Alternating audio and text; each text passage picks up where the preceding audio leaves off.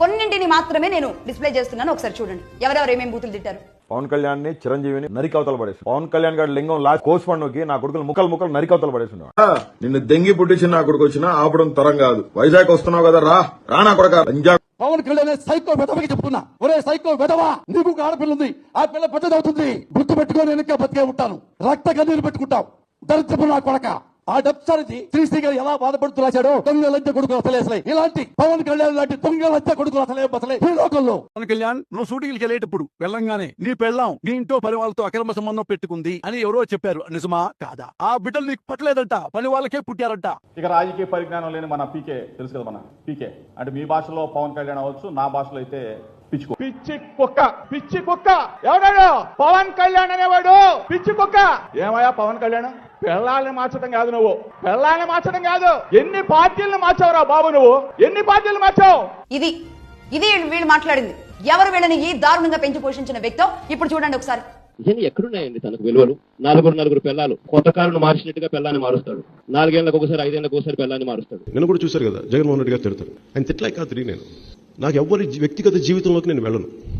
ఒకవేళ దాన్ని నేను రాజకీయ లబ్ధి కోసం వాడను.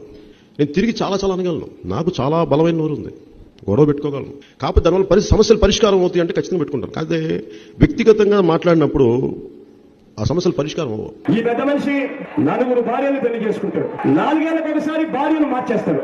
ఈ పెద్ద మనిషి నిత్య పెళ్లి కొడుకు మాదిరిగా 4 ఏళ్లకు ఒకసారి భార్యను మారుస్తూ 4 భార్యను పెళ్లి చేసుకోవడం మనతనమని చెప్పి అడుగుతా ఉన్నాను. ఇదే పెద్ద మనిషి పవన్ కళ్యాణ్. ఇదే పెద్ద మనిషి పవన్ కళ్యాణ్ గురించి ఆయన 2వ భార్య అన్న మాటలు, ఆయన 2వ భార్య రేణు దేశాయ్ అట, రేణు దేశాయ్ గారు అన్నారు. ఇది జగన్మోహన్ రెడ్డి గారు మాట్లాడింది. ఆర్గనైజ్డ్ గా వాళ్ళు ప్రిపేర్ చేసి ఆయన సభా వేదిక మీద ఏం మాట్లాడాలో ఇచ్చిన స్క్రిప్ట్ అది. చూడండి, అది కూడా చూడండి. పవన్ కళ్యాణ్ గారిని కూడా అడుగుతున్నా, అయ్యా పవన్ కళ్యాణ్ గారు, మీకు కూడా 3 భార్యలు, బహుశా 4-5 పిల్లలు, వాళ్ళందరూ ఏ మీడియంలో చదివిస్తా ఉన్నారు అని అడుగుతా ఉన్నాను ఆయన కూడా.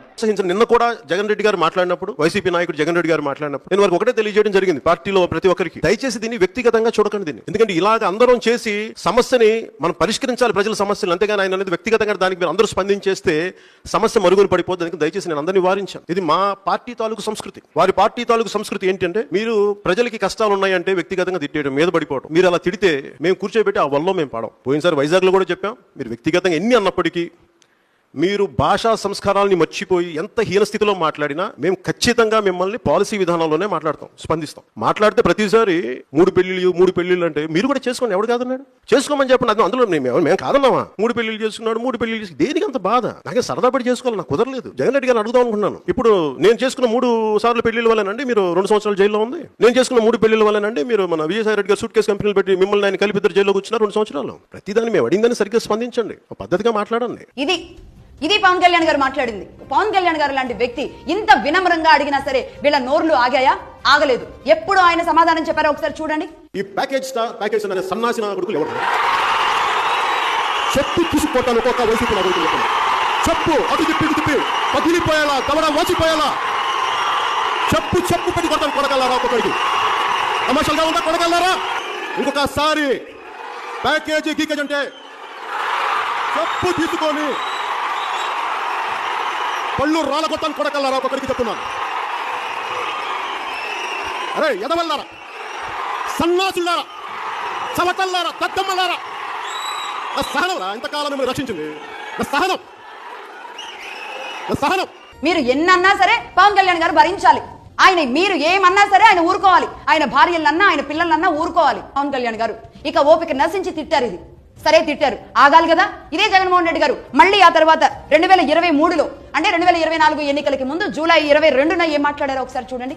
వారిలా నలుగురిని పెళ్లి చేసుకుని 4 ఏళ్లకు ఒకసారి భార్యను మార్చలేం. పెళ్లి అనే ఒక పవిత్ర వ్యవస్థను రోడ్డు మీదకి తీసుకుని రాలేం. వారి వాలంటీర్ ఈ దత్తపుత్రుడు ఇదే కార్యక్రమంగా పెట్టుకుని అమ్మాయిలను లోబర్చుకొని వారిని పెళ్లి చేసుకోవడం, 4 ఏళ్లు కాపురం చేయడం, మళ్ళీ వదిలేయడం, మళ్ళీ ఇంకొకరిని పెళ్లి చేసుకోవడం, మళ్ళీ వదిలేయటం, ఆ తర్వాత మళ్ళీ పెళ్లి, మళ్ళీ వదిలేయటం. పైగా ఒకరితో వివాహ బంధంలో ఉండగానే ఇంకొకరితో అక్రమ సంబంధం. దత్తపుత్ర పెళ్లికి ముందు పవిత్రమైన హామీలు ఇచ్చి పిల్లలను పుట్టించి పెళ్లి కాగానే 4 ఏళ్లకు ఒకసారి 5 ఏళ్లకు ఒకసారి కార్లు మార్చేసినట్టుగా భార్యలను వదిలేసి ఇప్పుడు నియోజకవర్గాల్ని కూడా అలవోకగా వదిలేస్తా ఉన్నావు. ఏం మనిషివయ్యా నువ్వు అని చెప్పి ఆయనను అడిగా. అందుకే దత్తపుత్రులో కూడా ఈ మధ్య కాలంలో బీపీ బాగా కనిపిస్తా ఉంటది. అయ్యా దత్తపుత్ర, ఒకసారి చేస్తే పొరపాటు, మళ్ళీ మళ్ళీ చేస్తే దాన్ని అలవాటు అంటారు. అయ్యా దత్తపుత్ర, ఏ విధంగా టార్గెట్ చేసుకుంటూ వస్తే ఎప్పుడు ఆయన ఆ విషయాన్ని స్పందించారు అని, అవునా కాదా? కరెక్ట్ గా ఒక్కసారి స్పందించారు. దానికి కూడా ఆయన రీసెంట్ గా ఆయన దీక్షలో ఉన్న సమయంలో కూడా ఒక రకంగా దాని విషయంలో కూడా నేను పశ్చాత్తాపడుతున్నాను అన్నట్టుగా ఆయనే స్పందించారు. ఒకసారి ఫైనల్ గా చూడండి పవన్ కళ్యాణ్ గారు ఏమన్నారు. With in the party line and length, party line and length మీకు తెలుసా? మీకు తెలుసు కదా నేను ఎంత మాట్లాడుతాను. నా లైన్ అండ్ లెంత్ మీకు అర్థం కాదు. నేను ఎప్పుడు బూతులు ఎడుతున్నా, ఏదో ఒకసారి ఏదో కొడుకులారా ఒక పదం మాట్లాడాను ఒకే ఒకసారి. దానికి ఈ మధ్యన వాళ్ళు బాధపడుతున్నారు, ఇదివరకు బూతులు మాట్లాడామంటే కరెక్ట్ ఎప్పుడు మాట్లాడా? మీరు 18 మందిని మీరు జైలు వేసి తొక్కి మమ్మల్ని రాత్రులు పగలు హింసించి ఇంకా మాకు 2.5 సంవత్సరాలు 3 సంవత్సరాలు మీరు హింస చూపించిన తర్వాత అప్పుడు చేయాల్సి వచ్చింది తప్పలా. అప్పుడు కూర్చొని శాంతి వచ్చిన చెప్పండి, సంతోషం అండి, చాలా ఆనందంగా ఉందని మీరు తిట్టినందుగా చెప్తాం, అదే చేస్తాం. చాలా హ్యాపీ అండి, మీరు భలే తిడతారు, భలే ఎలా సార్ మీరు ఎలా దేశంటారు రాత్రికి అంటాం. ఇది పవన్ కళ్యాణ్ గారు ఏమంటున్నారు. నిజానికి నేను మాట్లాడిన బూతుల వల్ల వాళ్ళు ఈ మధ్య బాధపడుతున్నారు అంటున్నారు. అక్కడ కూడా ఒక రకంగా ఆయనలో పశ్చాత్తాపం కనబడుతుంది. అంతేగాని మళ్ళీ వాళ్ళని ఏం తిట్టలేదు, వాళ్ళు బాధపడుతున్నారు అన్నారు బూతులు తిట్టామని. అలాగే ఇంకా తప్పలేదు నాకు, ఇక అప్పటి వరకు చూసి అని ఆయనే చెప్పుకుంటున్నారుగా, ఆయనే ఆ పరిస్థితిని వివరిస్తున్నారుగా. ఇదే జనసేనలో పవన్ కళ్యాణ్ గారు కూడా ఈనాడు అందరి చేతులకి తాళాలు వేస్తున్నారా లేదా, ఎవరు కూడా శృతి మించొద్దు అని చెబుతున్నారా లేదా? ఇదే జనసేనలో ఉన్న కార్యకర్తలు వీళ్ళంతా వీర మహిళలు, జన సైనికులు అందరూ కూడా విపరీతంగా రెచ్చిపోవడంతోనే వీళ్ళు బూతు రెచ్చిపోతే ఎలా ఉంటుందో వీళ్ళ స్టైల్లో చూపించిన తర్వాతే చాలా వరకు సప్రెస్ అయింది. సోషల్ మీడియా విపరీతంగా వచ్చేసింది ఇవాళ రేపు. గతంలోలా కాదు, మా ఇష్టం వచ్చినట్టు మాట్లాడతామంటే కుదరదు. కాబట్టి నోటిని అదుపులో పెట్టుకోవాలి, బూతుల్ని కంట్రోల్ చేసుకోవాలి. నోరుంది కదా అని బూతులు మాట్లాడితే వాతలు పెడతారు. కాబట్టి కంట్రోల్లో ఉండాల్సిందే.